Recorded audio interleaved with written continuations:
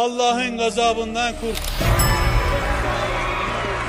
Why are you so mad at Jesus? I hate Jesus. Why do you hate Jesus? He does not real.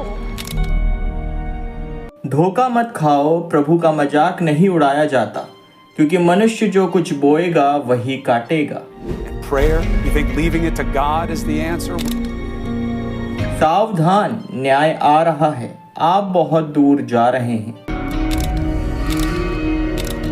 एक बिंदु है जिसके आगे परमेश्वर का धैर्य नहीं जाएगा, वहां एक रेखा खींची गई है।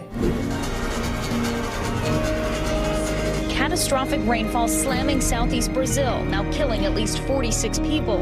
Christianity is the most mocked religion. Like we want to look at religions with respect and dignity. यह वीडियो 5 लोगों के बारे में है जिन्होंने यीशु मसीह के पवित्र नाम का मजाक उड़ाया और उनको यीशु मसीह के सर्वोच्च क्रोध और न्याय का सामना करना पड़ा। कुछ लोगों की तो जान भी चली गई है।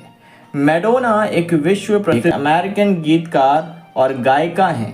2015 में ब्रिट अवार्ड्स में अपने प्रदर्शन के दौरान आप उस शैतानी पोशाक पहने और लूसीफर के रूप में तैयार लोगों के आसपास नाचते हुए इन्हें देखेंगे।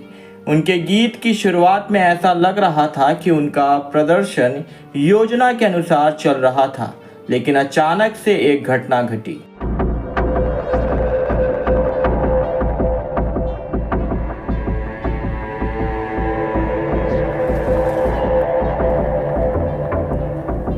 इस आश्चर्यजनक इंटरव्यू में जहां वो बताती हैं कि वास्तव में स्थिति कितनी खराब थी और शायद यीशु मसीह उसे चेतावनी देने की कोशिश कर रहे थे। The thing is, I had a little bit of a whiplash and I smacked the back of my head. So there was a man standing over me with a flashlight till about 3 a.m. making sure that I was still corpus mentis. And presumably. And I'm not clearly because I couldn't remember the words of my song. The universe was, I don't know, trying to teach me a lesson, I guess. इस अगले video में Turkey के एक political leader हजान बिटमेस को Israel अथवा परमेश्वर के चुने हुए लोगों का मजाक उड़ाते हुए और यह कहते हुए देखा जाता है कि उनके झूठे भगवान की मूर्ति और अल्लाह उन पर क्रोध बरसाने वाले हैं। इसके तुरंत ही बाद यही होता है। Allah'ın gazabından kurtulamayacaksınız.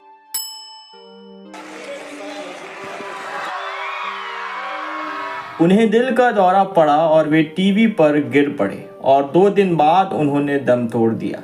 कुछ लोग अपनी जान गंवा सकते हैं, लेकिन कुछ मामलों में प्रभु यीशु मसीह अगले व्यक्ति की तरह ही किसी व्यक्ति को जगाने के लिए गंभीर चेतावनी भेज सकते हैं। डियोंटे वाइल्डर एक बॉक्सिंग चैंपियन ईसाई व्यक्ति और बॉक्सर टाइसन फ्यूरी के साथ प्री फाइट इंटरव्यू में यीशु मसीह का मजाक उड़ाते हुए सब कुछ उन्होंने खो दिया।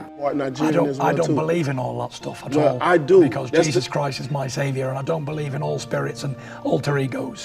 And even mentioning stuff like that on TV, you're getting it. And honestly, that's the difference if God is with between me, me and you. nobody can be against me. And if you're entering spirits and stuff into your body, you can't win, you've already lost. It's going to be your God against my God. As well. Wilder somehow staying on his feet.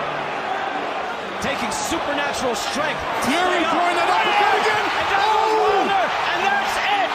It's over. Russell Mora waves it off. He's not counting. The Gypsy King is the heavyweight champion of the world. डियोंटे को बेरहमी से बाहर कर दिया गया, जहां उन्होंने दुनिया के सर्वश्रेष्ठ बॉक्सर के रूप में अपना हैवीवेट चैंपियनशिप खिताब खो दिया। हालांकि डियोंटे ने अपनी सांसारिक प्रतिष्ठा खो दी, परंतु यह अगला व्यक्ति इतना भाग्यशाली नहीं था और उसने उससे भी अधिक खो दिया। 1984 में टैनक्रेडो नेवेस को ब्राजील का राष्ट्रपति चुना गया।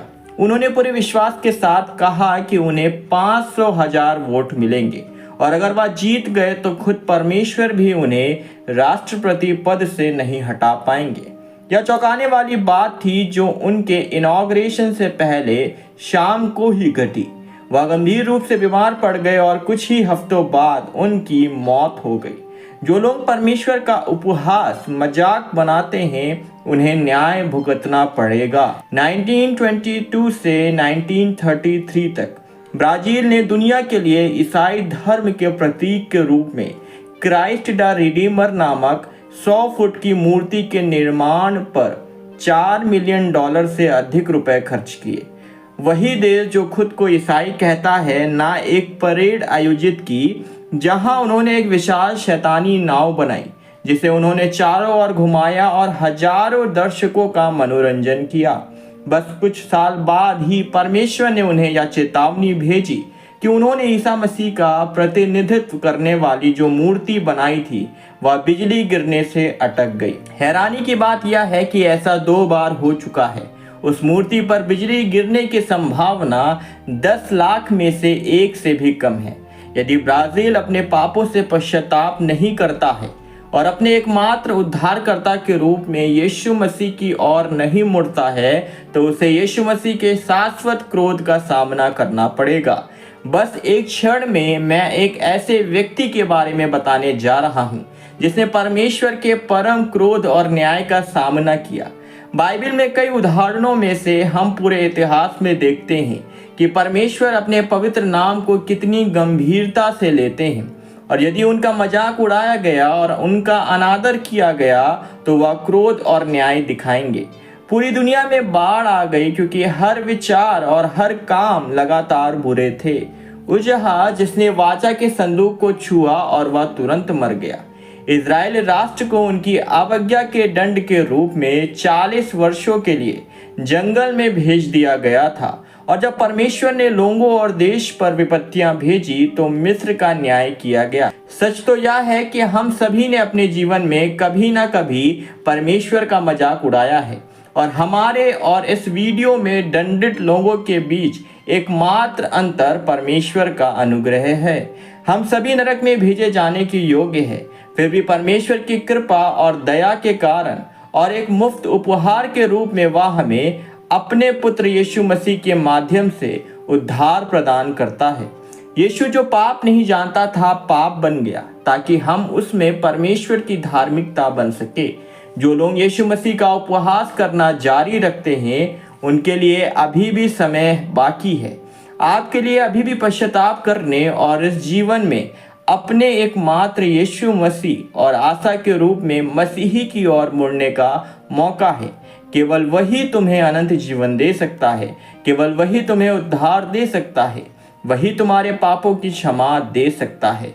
सारी महिमा यीशु की हो। God bless.